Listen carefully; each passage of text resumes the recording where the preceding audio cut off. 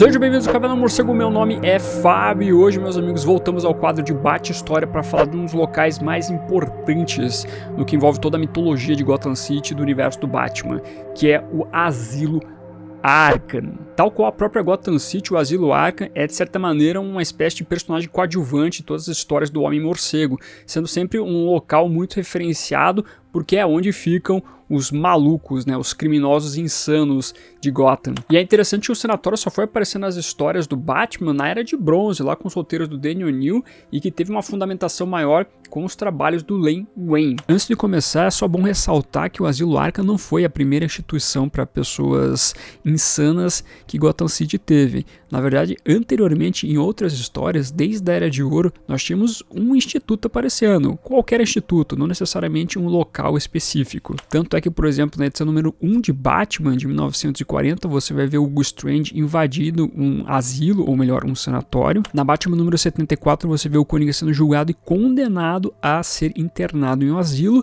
E na Batman número 84, o próprio Morcego acaba sendo internado num instituto para pessoas insanas. Ou seja, nesse vídeo a gente não vai falar sobre a primeira aparição de um instituto para pessoas insanas, mas sim a primeira aparição do mais conhecido envolvendo as histórias do Batman, que é o Asilo Arkham. A primeira referência ao Arkham dentro do universo do Morcego aconteceu na edição número 258 da revista Batman, em 1974, pelo roteiro do Dennis O'Neill e desenhos do Irv Novick, onde nós tínhamos o Batman indo até o Hospital Arkham. O Hospital Arkham que não ficava necessariamente em Gotham City, mas sim na região da Nova Inglaterra. Inclusive, o nome Arkham é uma referência às obras do HP Lovecraft. Era uma cidade fictícia dentro das obras desse autor que tinha esse nome, que era em Massachusetts e que tinha uma pegada muito do horror, do terror. Por isso que nós vemos então o asilo, o sanatório Arkham tem muito essa pegada também no horror. Só que como a gente viu, o Danny O'Neill nunca referenciou como um sanatório o local, né? Sempre colocando como um hospital, o Hospital Arkham, e dessa maneira ficou por muito tempo.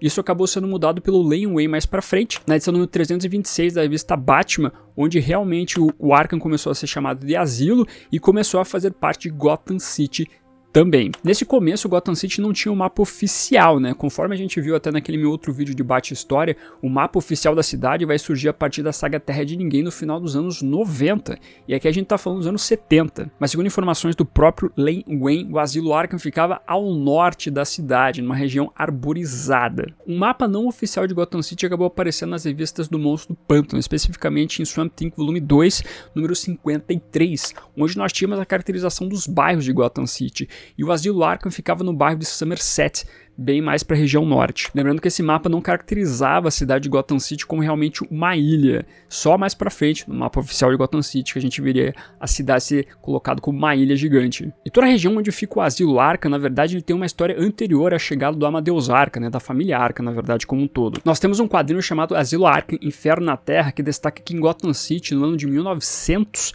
nós já tínhamos uma espécie de casa de loucura atuando nessa região do norte da cidade. O terreno basicamente abrigava a Casa de Loucuras e Humores de Gotham.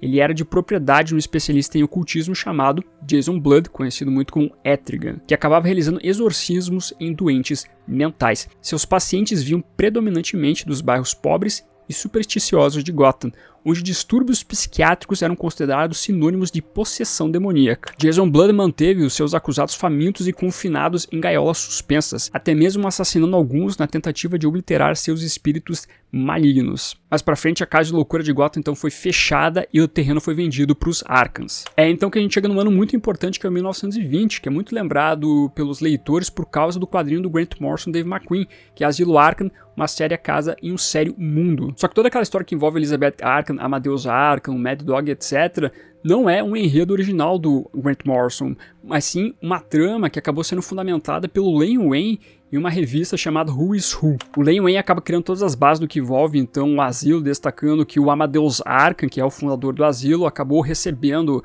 o terreno e a casa de herança através da sua mãe, a Elizabeth Arkham, que estava determinado então a criar um sanatório na cidade para ajudar as pessoas que tinham problemas mentais a tentar melhorar, a tentar se curar e não simplesmente ser considerados como criminosos. É então que em 1921 o Dr. Amadeus Arkham acaba inaugurando o Asilo Elizabeth Arkham para os criminalmente insanos. Só que ironicamente, uma das primeiras pessoas que acabaram sendo tratadas dentro do Asilo Arkham, que era o Martin Hawks, o Mad Dog, acabou fugindo e matou tanto a esposa quanto a filha do Amadeus Arkham, o que fez então com que momentaneamente o doutor aí ficasse maluco e depois fizesse um tratamento eletrochoque para matar o Mad Dog. A morte desse interno não foi colocada necessariamente como um assassinato, mas sim como um acidente.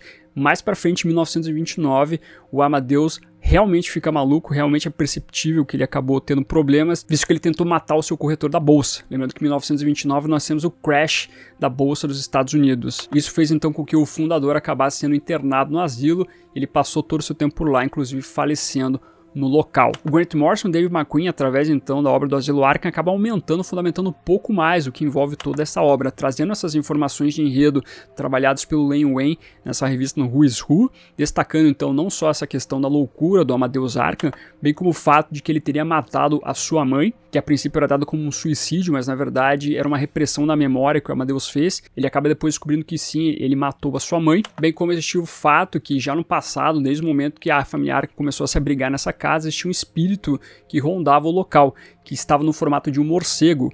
E o próprio Amadeus Arkham, dentro do seu convívio ali, como detento dentro do sanatório, começou a tentar evocar esse espírito para aprisionar ele, que mais para frente, então, dentro da história do quadrinho Asilo Arkham, acabou se atribuindo esse espírito à figura do próprio Batman. Então você vê que toda essa fundamentação de horror no que envolve o asilo era colocado desde o começo, não só com todos esses problemas de sanidade, mas ao mesmo tempo você via ali fundamentações que envolviam espíritos e ao mesmo tempo que envolviam demônios. E após o internamento até do Amadeus Arkham, o primeiro diretor do estabelecimento, nós tivemos outros diretores também.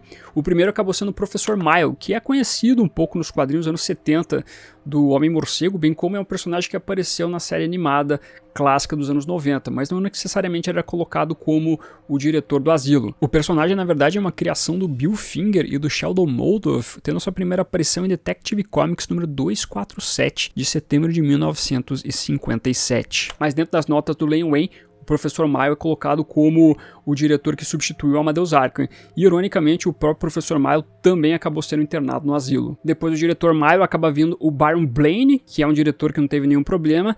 Também, posteriormente, em outras notas, nós vemos que o diretor Robert Hutton acaba assumindo o sanatório e os dois personagens não têm maiores problemas, pelo menos as informações que nós temos, né? Só que, posteriormente, acaba vindo um dos diretores mais conhecidos do Asilo Arkham, que é o sobrinho do Amadeus Arkham, o Jeremy Arkham. Jeremy Arkham é um personagem que foi criado pelo Alan Grant e pelo Norman Fall, que aparece naquela história chamada The Last Arkham, ou que no Brasil ficou traduzido como O Retorno ao Asilo Arkham. Isso aconteceu na revista Batman Shadow of the Bat de 1992.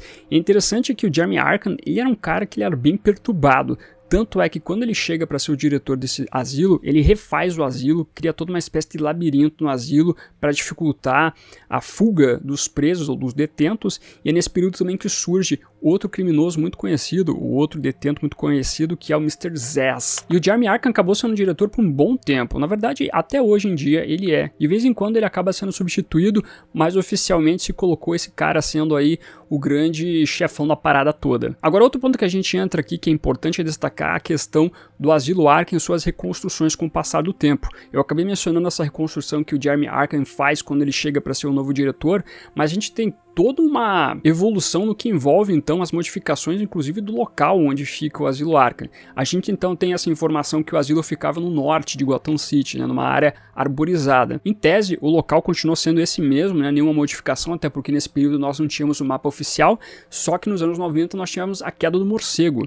E o Bane, dentro dos seus planos, o grande vilão dessa saga como um todo, que é o cara que vai quebrar o Batman, destrói o Asilo Arkham. Isso tudo para fazer com que os vilões fugissem de Gotham City e deixassem o Batman ocupado e cansado, para depois o Bane aparecer e quebrar o Homem-Morcego. Durante esse período, com o asilo destruído, os detentos do Arkham, quando eram capturados pelo Batman, seja o Bruce Wayne ou o Jean Paul Valley, eram levados para a prisão de Blackgate. Então a gente teve um período ali onde os detentos do Arkham e os prisioneiros da Blackgate conviviam no mesmo local. Só que aí que vem a grande sacada e a diferença, porque mais pra frente, uma história do Coringa, da revista Shadow of the Batman, escrita pelo Alan Grant, edição número 38, de 1995, nós vemos o Coringa achar a mansão Mercy, que ficava na ilha Mercy, na costa norte de Gotham City. E mais pra frente, então, o Jeremy acaba achando essa casa, essa mansão e essa ilha, e constrói um novo Asilo Arkham lá. Então, não necessariamente o mesmo local do primeiro asilo do Amadeus Arkham ficava nesse novo local da ilha Mercy. A mansão gótica dessa ilha tinha vários andares e foi construída construída por uma pessoa chamada Eric Mercy, um socialite de Gotham que ganhou milhões no negócio de cimento e foi abandonado por cerca de 10 anos,